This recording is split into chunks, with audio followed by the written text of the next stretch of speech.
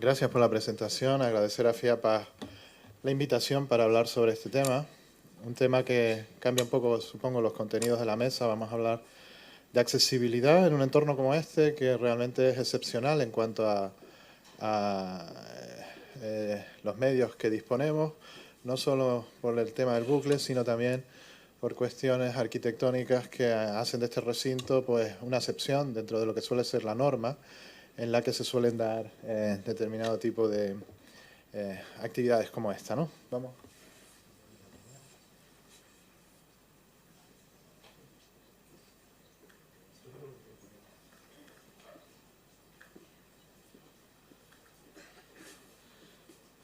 Bien, pues como les decía, vamos a hablar sobre las cuestiones que tienen que ver con las barreras de la comunicación y de qué forma en las aulas escolares se puede llevar a cabo la supresión de algunas de estas barreras. Nosotros hemos hecho el estudio que les voy a presentar en colaboración con la Consejería de Educación del Gobierno de Canarias, una colaboración en la que se nos plantea una serie de preguntas y una serie de cuestiones a las que tratamos de dar respuesta y que son las que yo les voy a presentar hoy aquí. La primera cuestión a la que tendríamos que hacer frente sería a definir el concepto de barrera de la comunicación y a cuáles son sobre las que vamos a actuar de alguna forma. Algunas requieren algún tipo de intervención más compleja desde el punto de vista arquitectónico y tiene que tomarse previamente a lo que es el diseño de un aula a la hora de diseñarla. Lo iremos viendo a lo largo de la presentación. Y otras tienen que ver, le he dado un botón aquí que no. Vale. Otras tienen que ver con cuestiones de modificación de contenidos, pero yo me voy a centrar básicamente en dos que yo creo que son las que por razones obvias más nos competen en esta presentación de esta mañana. La primera es que hay una barrera fisiológica clara, estamos hablando de una discapacidad que va a condicionar la recepción del mensaje, es decir, ya tenemos de entrada un problema en el receptor. Y la otra tiene que ver con unas cuestiones físicas que siempre son más arduas de entender, puesto que requieren de un conocimiento de determinado tipo de cuestiones más vinculadas a conceptos que quizás se nos escapen un poco, pero la definición es bastante sencilla y vamos a tratar de hacerlo de una forma que podamos entender. Y básicamente van a ser tres aspectos los que inciden en la supresión de esta barrera, que es el ruido de fondo que puede estar presente en el aula, ya puede ser externo como interno, la distancia que puede haber entre el profesor y el alumno, y la reverberación. La reverberación es un concepto a veces difícil de entender. Intuitivamente la podemos conceptualizar como el eco que hay dentro del aula, y esto tiene que ver con los elementos constructivos y el ruido que se genera dentro del aula por los propios alumnos.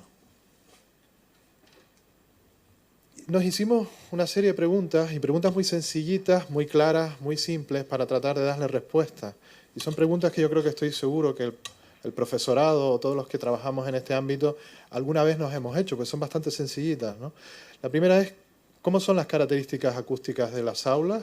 Cuando hay un alumno con una discapacidad auditiva, ¿el aula reúne las condiciones apropiadas para que un alumno con una discapacidad auditiva esté dentro de esa aula? ¿Empeora la arquitectura o las condiciones que hay dentro del aula la recepción de alguna forma del mensaje? La segunda pregunta es una que es bastante obvia, pero genera un cierto grado de conflictividad entre los que nos dedicamos al ajuste de este tipo de recursos con el profesorado, porque tenemos visiones que son muy antagónicas en cuanto a la forma de entrar a este problema. Y es realmente el profesorado que trabaja con alumnos con discapacidad auditiva sabe de una forma muy prosaica cómo se escucha a través de un implante coclear, cómo oye un niño que tiene una prótesis auditiva, realmente es consciente de cómo se escucha a través de un recurso de este tipo. Y la tercera pregunta es que a partir de todo esto, pues necesitan los niños que llevan audífonos o implante coclear algún tipo de acústica especial, algún tipo de recurso que se le pueda dar fuera de lo normal o de la dinámica de una aula convencional. Bien, pues a lo largo de la presentación vamos a ir tratando de responder algunas de estas cuestiones. Como les decía, esto fue una iniciativa que se nos comunicó a la Fundación desde la Consejería de Educación. se quería dotar de sistemas de FM a la población con discapacidad auditiva en las Islas Canarias. Y la primera pregunta que tratamos de hacernos es, pues bueno, vamos a ver cuáles son las condiciones que hay en las aulas para ver si realmente esto es un recurso que hace falta, en qué posición estamos. Y entonces estudiamos estos parámetros acústicos que sabemos que son importantes tener en cuenta porque condicionan la inteligibilidad dentro del aula, que básicamente son las dimensiones del aula, la reverberación que hay dentro del propio aula y el ruido de fondo que puede venir de fuera del aula. Y estudiamos 11 aulas en la provincia de Santa Cruz de Tenerife y en Las Palmas de Gran Canaria estudiamos 13 aulas. Todas ellas eran aulas donde había algún alumno con discapacidad auditiva. Y lo que encontramos fue lo siguiente. Vamos a ver, y yo supongo que aquí en la península probablemente no haya mucha diferencia en cuanto a lo que es un aula típica en las Islas Canarias. Una aula típica allí, de los centros que revisamos, pues suele tener en torno a unos 54 metros cuadrados. El techo no tiene nada que ver con esto, suele ser un techo de hormigón. Los suelos tampoco tienen nada que ver con los suelos que hay aquí, porque suelen ser suelos muy reflectantes, suelen ser un suelo de pavimento. Las paredes suelen ser de bloques y suelen llevar algún tipo de revestimiento de mortero, tampoco tiene nada que ver con lo que tenemos aquí. Y las ventanas, pues suelen ser ventanas que son cristales sin ningún tipo de aislamiento acústico. Es decir, es evidente y obvio que el arquitecto, a la hora de diseñar el aula, el criterio que tuvo era hacerla luminosa y hacerla fresca. Por la temperatura que hay ahí en Canarias, pues le ponemos una ventana grande para que entre el aire y las hacemos frescas sin ningún tipo de cuestión de otro orden, que en otros países suele ser habitual. Es decir, si visitan aulas, a lo mejor en Inglaterra o en Alemania, pues por condiciones de la propia cultura del país, podemos encontrar moqueta en el suelo. Eso es algo que aquí es bastante poco probable que encontremos, pero la moqueta, que en un principio a lo mejor se pone por una cuestión cultural incluso, pues es un elemento que absorbe, ¿no? Puede absorber el eco que puede haber dentro del aula. No es el caso que encontramos en nuestras aulas. Esta es una foto de una de las aulas que estudiamos, de infantil, donde pues ven todos estos elementos que hemos comentado, grandes ventanales, no pensados para aislar del ruido exterior, y este tipo de paredes y de techo y suelo, ¿no? A veces se modifica, aquí ven en forma de U, lo que es la dinámica del aula, pero digamos que es estos elementos comunes en cuanto a ser elementos constructivos muy reflectantes desde el punto de vista acústico. Y realmente les propongo a ustedes un ejercicio bastante simple, porque hoy en día con un móvil es fácil hacer algún tipo de medición. Son aparatos que nos permiten instalar una aplicación de sonómetro y estas aplicaciones nos hacen unas medidas de la intensidad a lo largo de lo que nosotros queramos, que son bastante fiables siempre y cuando no tratemos de medir sonidos de alta intensidad. Y yo he hecho algunas mediciones antes de venir aquí para que se hagan ustedes una idea de lo que estamos hablando cuando hablamos de determinadas cantidades, ¿no? Porque voy a poner algunas diapositivas donde voy a hacer referencia a unas magnitudes en decibelios y es bueno tener un referente para nosotros hacernos una idea. De entrada, la norma que ven ustedes aquí debajo es una norma americana de la ANSI. Nos establece que, en principio, para poder tener una buena comunicación, el ruido que debe de haber debe estar por debajo de 35 decibelios. Eso es una aspiración bastante exigente en cuanto a poderlo alcanzar, porque ya ven que, por ejemplo, en mi casa, en el dormitorio, yo tengo 37. Y esto, vivo en una zona muy poco ruidosa y de entrada ya hay unos 37 decibelios, ¿no? En una biblioteca, podemos encontrar unos tornos a unos 61. Un grupo pequeño de personas hablando normalmente, sin levantar mucho la voz, podemos alcanzar los 66. En una reunión de padres a la que asistí, que siempre saben que las dinámicas en las reuniones de padres en algún momento pueden volverse algo conflictivas, llegamos a los 76 decibelios. La cafetería de la universidad es un lugar realmente ruidoso porque también es construida con estos elementos altamente reflectantes. Podíamos alcanzar picos de hasta 83. Y el patio de un recreo pues se pueden alcanzar valores realmente altos, 100. O sea que ven ustedes, el rango de intensidad es tan amplio que a lo largo del día una persona puede estar expuesta. Y una de las preguntas que voy a tratar de responder o que vamos a ver es cómo un audífono, un implante coclear, es capaz de lidiar con toda esta variedad tan grande de situaciones que se van a dar diariamente. Y esto pues ya se ha estudiado en la literatura. Ven aquí dos gráficas. La primera de la izquierda no se ve muy bien. Lo que viene a reflejar es el tiempo, el porcentaje que pasa un alumno en el aula en cuanto a la situación acústica a la que se expone. Y ven que la mayor parte del tiempo, estamos sobre casi el 90% del tiempo, el alumno está en una situación donde se combina el habla y el ruido. Muy poco tiempo pasa en una situación donde solo hay ruido y muy poco tiempo pasa donde esté en una situación donde únicamente haya habla. Entonces, la mayor parte de la situación, digamos que es una situación relativamente compleja porque se van a ver dos señales que compiten entre sí y que de alguna forma los audífonos, lo vamos a ver, tratan de resolver esto hasta donde pueden. Y si atendemos a la intensidad a la que están expuestos, pues ven ustedes en esta gráfica de cajas y bigotes que la variabilidad es bastante amplia, ¿no? Porque hay situaciones relativamente conservadoras donde se puede estar expuesto a unas intensidades aproximadamente de 40 decibelios, pero hay picos en donde se pueden llegar incluso hasta los 90. Pero la mayor parte del tiempo estamos expuestos a los alumnos a situaciones de intensidad que están en torno a estos valores, 72, 75, 62 y 66. Es decir, son intensidades relativamente moderadamente altas, no excesivamente altas, pero estamos en unos rangos moderadamente altos.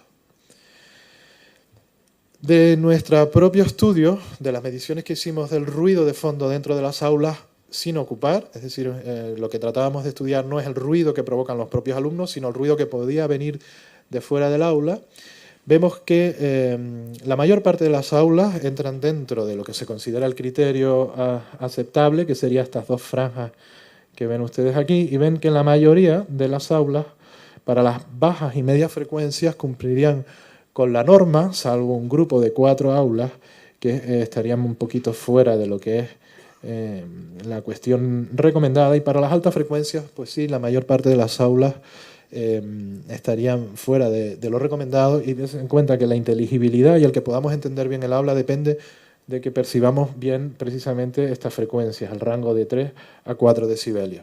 Pero quiero que presten atención en concreto a esta aula de aquí, que está significativamente fuera del valor, porque la consecuencia de que esta aula esté fuera de este valor es por una de las barreras que veíamos en la primera diapositiva y que hacía referencia a las barreras administrativas.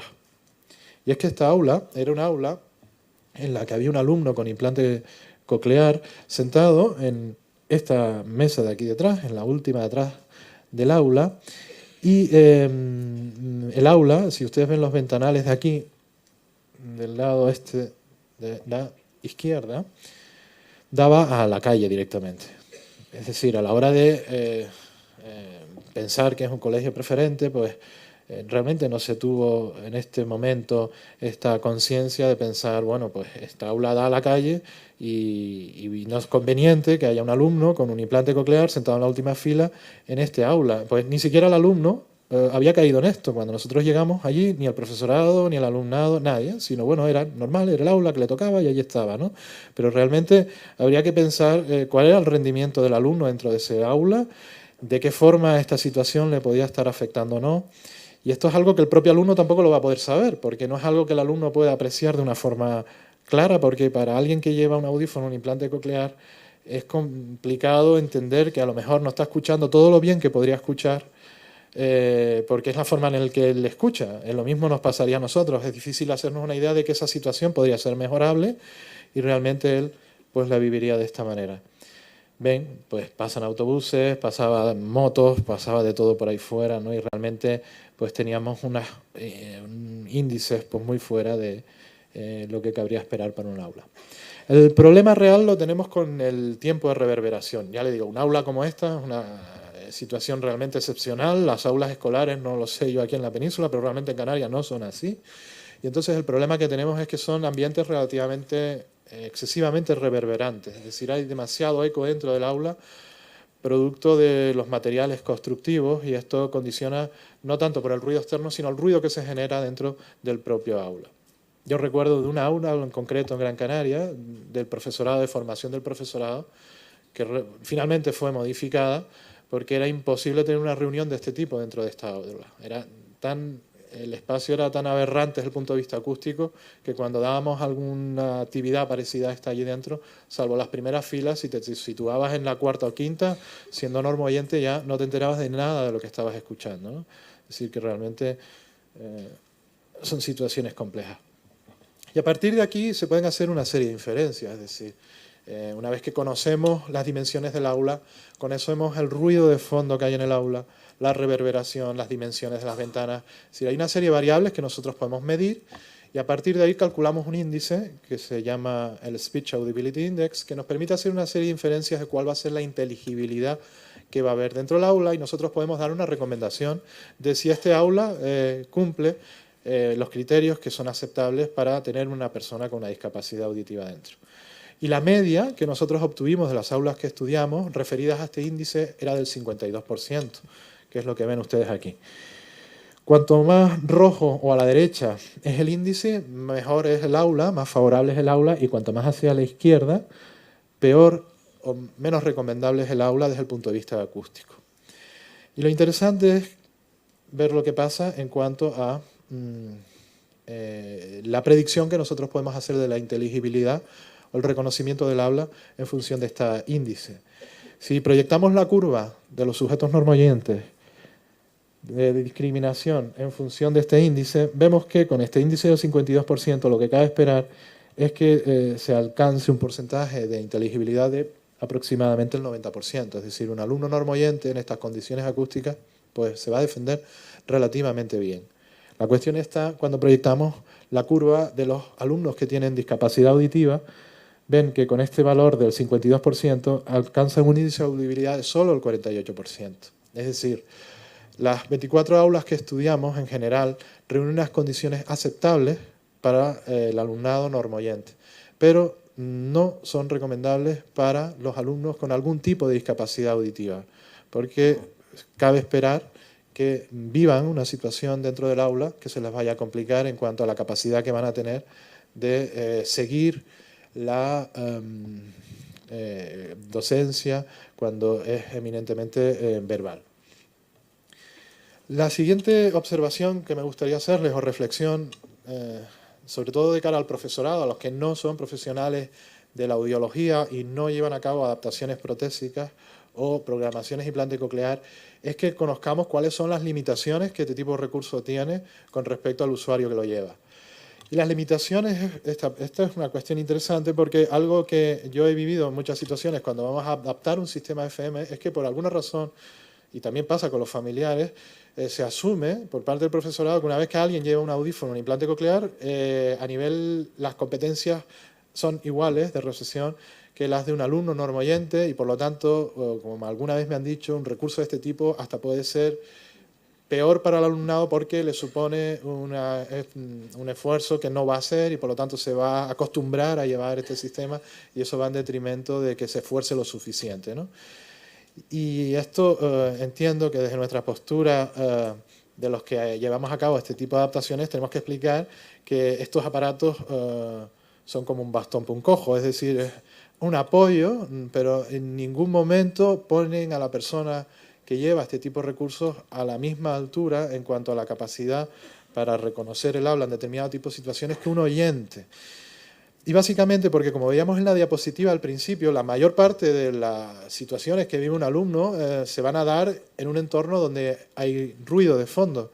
Y los audífonos y los implantes cocleares es cierto que traen determinado tipo de cuestiones para hacer frente a este tipo de situaciones, pero son estrategias que son bastante deficientes. Por lo que cabe esperar que en la mayoría de situaciones, como haya ruido, independientemente de que lleve un audífono de última generación o un implante coclear muy reciente, va a vivir situaciones muy complejas. Básicamente las estrategias que aplican estos aparatos son dos que ustedes ven ahí, la reducción de ruido y modificar la direccionalidad del audífono. La reducción del ruido es bastante sencilla, la ven ustedes gráficamente en esta diapositiva. Lo que tratamos de hacer en este tipo de algoritmos es, de alguna manera, entre los picos, que sabemos que la dinámica del habla modifica el espectro de una forma determinada, aplicar una puerta de ruido, algún tipo de estrategia que baja la intensidad del volumen de la señal para que de alguna forma solo el audífono, digamos, se abra cuando hay presencia de habla. Y la direccionalidad es una estrategia que desde el momento que yo se las explique, ustedes van a entender que en un habla no tiene mucho fundamento.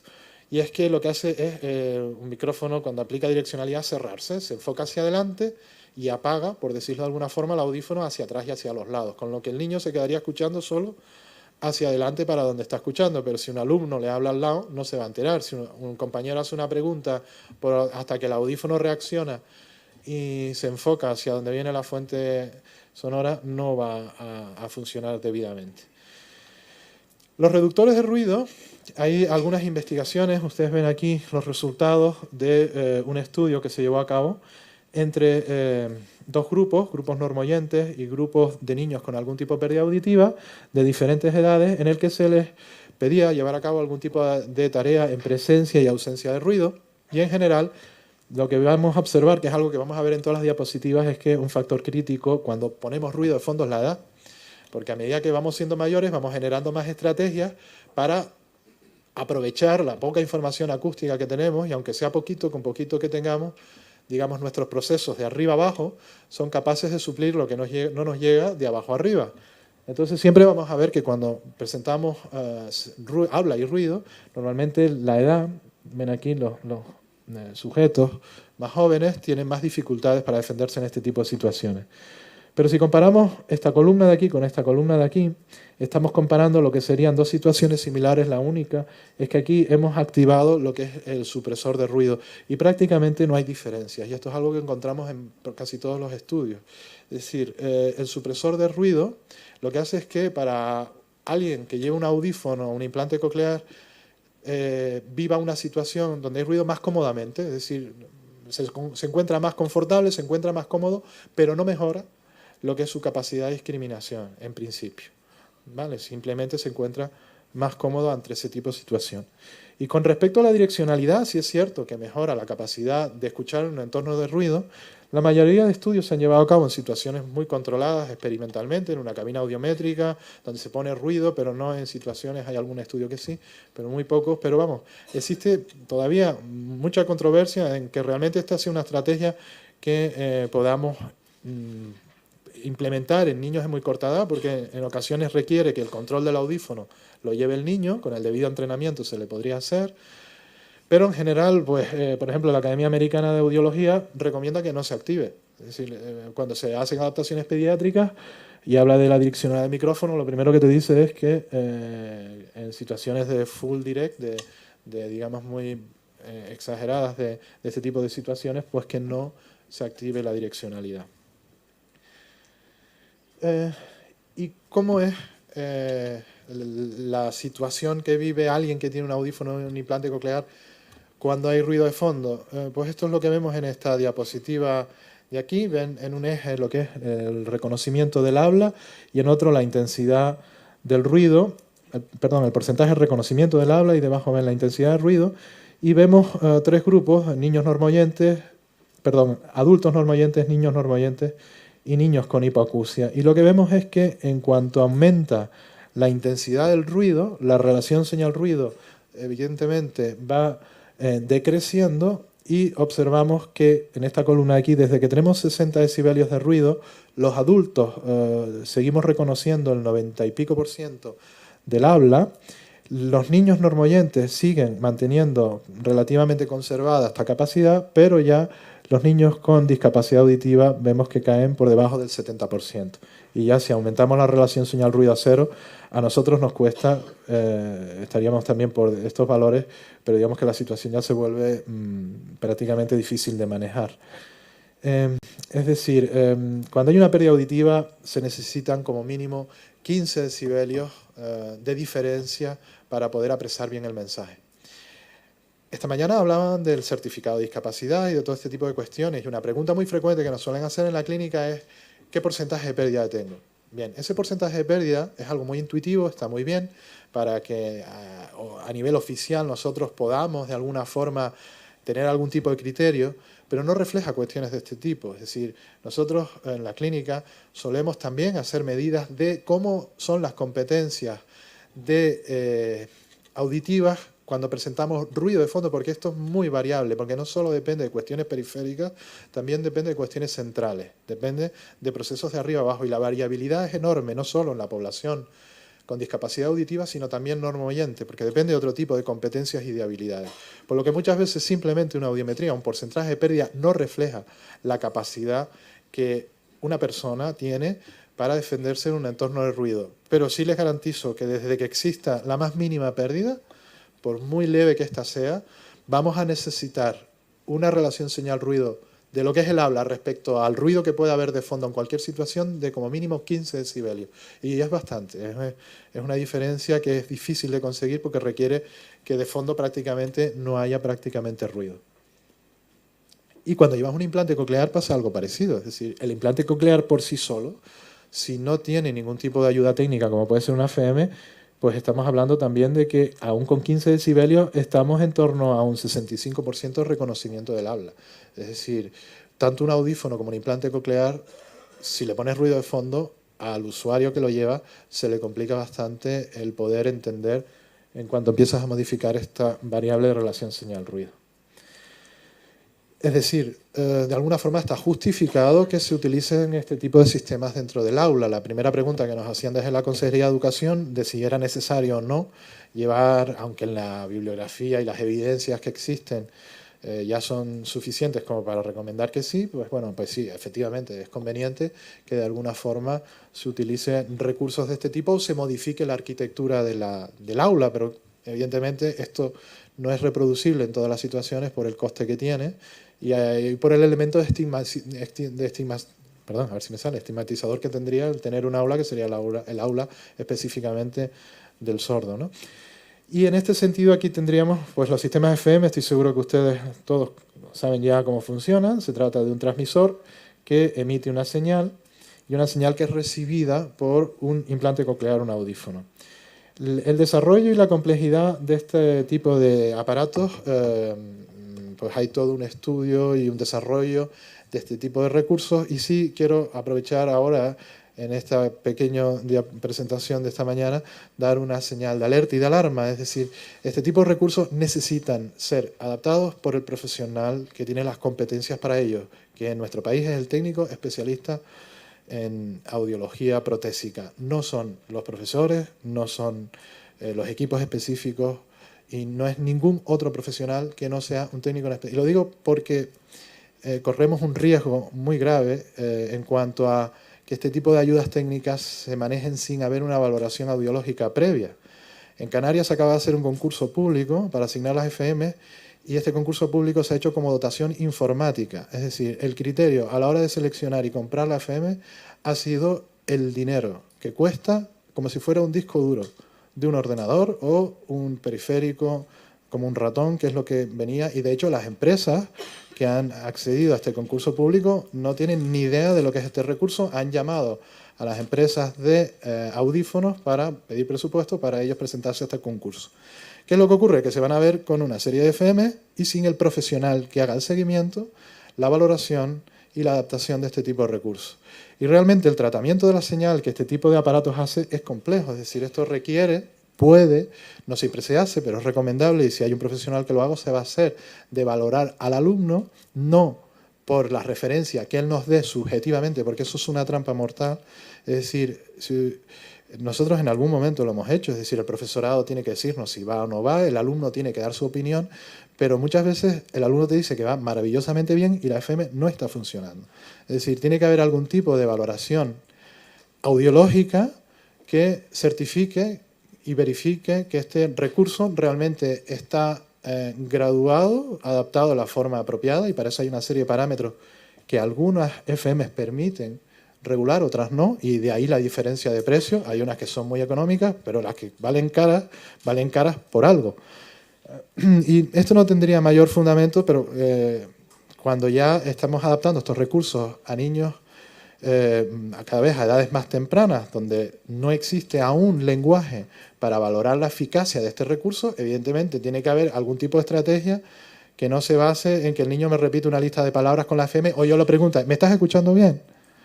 Además, esto es algo que en alguna ocasión, cuando lo hacemos, la respuesta puede ser... Yo voy a poner unos vídeos a continuación y he puesto unos vídeos que son muy ilustrativos, pero hubo uno en concreto, un niño que recuerdo que la frustración era tan grande que en el momento que le puse las palabras empezó a llorar, y la razón es que evidentemente toda esta población está un poquito hasta las narices de que le estemos preguntando si oye bien o no. Entonces, si vamos a poner una FM, tenemos que buscar una estrategia que no sea... ¿no, verdad? Que no sea, ¿me oyes bien? Sí, sí, va. Entonces, hay otras formas de nosotros validar y verificar que aquello está funcionando sin necesidad de preguntarle al profesor o al alumno de que aquello esté funcionando bien. Y estos son los datos que les voy a poner, porque esto es otra de las preguntas que nos hacíamos, y cómo valoramos que una FM esté funcionando bien o no, que este recurso. Y luego otra pregunta también que era importante y que nos hacía, ¿a quién se la ponemos? ¿Qué criterio de selección tengo? Entonces tratamos de desarrollar un tipo de valoración que nos permitiera responder estas dos preguntas. Esta muestra que les voy a poner aquí es relativamente pequeña, con el paso del tiempo se ha ido ampliando, pero bueno, los resultados básicamente son similares. En principio partimos de 23 alumnos a los que tratamos de hacer una criba en la que vimos que nos interesaban que tuvieran unas competencias lingüísticas determinadas, y le hicimos lo que es la capacidad de discriminación verbal, tenía que estar por encima del 80% para asegurarnos que las dificultades que podrían expresar con nuestro test que le íbamos a pasar no se debiesen a otro tipo de complicaciones, sino estrictamente es una cuestión de recepción. Y pues eran 7 alumnos con implante coclear y 9 con audífonos, de los cuales 7 eran bilaterales y 2 alumnos eran unilaterales. El test consistía en presentar una serie de palabras y frases. Solo les voy a presentar los resultados de las palabras, porque necesitábamos que hubiera un balance fonológico, fonético, de lo que presentábamos. Y en principio, saben ustedes que en castellano este tipo de material solo tenemos las listas de María Rosa Cárdenas y Victoria Marrero, que son las únicas que tienen este tipo de balance. Ahora ya disponemos de unas frases también desarrolladas por el programa Infantil Phonak y por Victoria Marrero, en el que estas frases también están balanceadas. Y a partir de este balance fonético también hicimos una clasificación de la frecuencia léxica, de forma que tuviéramos palabras de alta familiaridad y palabras de baja familiaridad. Y la recogida de datos, lo que hicimos fue en el propio aula del alumno disponer de 4 altavoces a una distancia de 4 metros de la pared, y aplicamos un ruido que tenía un espectro determinado muy similar al espectro del aula, de forma que no se produciera un enmascaramiento por culpa del ruido sobre determinadas frecuencias. Saben ustedes que el habla tiene más energía en las bajas frecuencias que en las altas, y hay determinados ruidos que emulan este perfil del habla, de forma que los podemos utilizar para enmascarar como ruido de fondo. Este ruido tiene que tener unas características determinadas, y nosotros en concreto pues hemos utilizado el ruido ICRA. Lo presentamos hasta intensidad de 55 decibelios. ¿Dime? Vale, pues voy rapidito. Bien, básicamente el profesor leía estas palabras y sin lectura labial se ponía un papel para delante, y el niño tenía la FM y lo escuchaba en estas 4 condiciones. Serían en silencio sin la FM, en silencio con la FM, en ruido con la FM, y en ruido sin FM y en ruido con FM. Y les voy a poner un vídeo que es muy breve, donde van a ver las palabras frecuentes usando la FM y con ruido de fondo. Vamos a reproducir este vídeo. Música. Sábado. Naranja. Libreta. Camisa. Sábana. Y ahora les voy a poner la misma situación, pero serían palabras infrecuentes sin la FM y con ruido de fondo, es decir, una situación más difícil, ¿de acuerdo? Y lo que quiero, después vienen un montón de diapositivas, me las voy a cargar, porque son el típico rollo estadístico, y vamos a hacer algo que creo que es más interesante, que es una cuestión más cualitativa que cuantitativa, y quiero que, como estamos fuera de tiempo, transmitirle este mensaje que creo que es más interesante, que fue producto de lo que estábamos haciendo. Quiero que se fijen no en lo que el niño, sino en la expresión de la cara del niño, en la forma en la que él está procesando intuitivamente el tipo de proceso que puede ser que se esté dando cuando él tiene que escuchar en una situación de complejidad como esta. Fístula. Fístula. Mítico. Pítico. Látigo. Látigo. Válvula. Válvula. Párpado. Párpado. Tímpano. Píntalo. Bien, es evidente, ¿no? Es decir, yo al tomar registro, muchas de las palabras que decía eran correctas, pero como lo decía, de la forma en que lo decía, es decir, nos dimos cuenta de que estaba pasando algo, y es evidente que los procesos de arriba abajo, cuando hay ruido de fondo, se consumen recursos de comprensión, recursos atencionales para decodificar. Lo que tiene que ser un proceso automático de arriba abajo. Un alumno con una discapacidad auditiva, aunque aparentemente sentado aquí se esté enterando, a los 45 minutos, a los 30 minutos, ya evidentemente está asignando recursos a decodificar y no a comprender. Entonces no es de extrañar que cuando lleguen a la universidad pues tengan estas dificultades que hemos estado observando a lo largo de la mañana, porque procesos que tienen que ser automáticos no se dan de forma automática. Entonces, efectivamente, la FM, pues en este sentido, lo que viene a reflejar, y voy muy rápido encima de esto, simplemente es esta cuestión. Es decir, que cuando ponemos la FM, las puntuaciones son significativamente mejores tanto con implante coclear como con audífonos que cuando no las ponemos. Hay una interacción significativa también en cuanto incluso al léxico y al uso de la FM, de forma que cuando llevas la FM, las palabras con poca frecuencia las percibes significativamente mejor que cuando no tienes la FM. Y finalmente nuestro criterio era pues tener un enfoque estadístico en cuanto a que al dotar este recurso es como si hicieras un tratamiento. Entonces estamos interesados en establecer la sensibilidad y la especificidad de la aplicación de este recurso, de forma que pudiéramos tener unas curvas como tienen los médicos a la hora de instaurar un tratamiento y la efectividad de este tipo de tratamientos, en cuanto a que si hacemos este tipo de test con un alumno, nosotros podemos llegar a decir algo, como dicen los médicos, no, pues sí, efectivamente este tratamiento o el recurso de la FM que estamos asignando realmente es efectivo para este alumno a la hora de asignárselo. Las conclusiones, pues básicamente son las que hemos estado exponiendo a lo largo de la presentación, y son que, si bien las condiciones acústicas son aceptables para los alumnos normoyentes, no suelen ser aceptables, al menos en la muestra de las aulas que nosotros estudiamos, para tener un niño con una discapacidad auditiva dentro. Hay dificultades, especialmente para los contenidos verbales o para estas cuestiones de frecuencia léxica. El ruido evidentemente condiciona de una forma significativa la capacidad de entender palabras que en un principio no son familiares o están dentro de tu vocabulario, y que realmente la FM pues, es un recurso que nos permite eliminar este tipo de barreras en cuanto al uso, siempre y cuando, lo que les decía antes, se adapten de determinada forma y de determinada manera.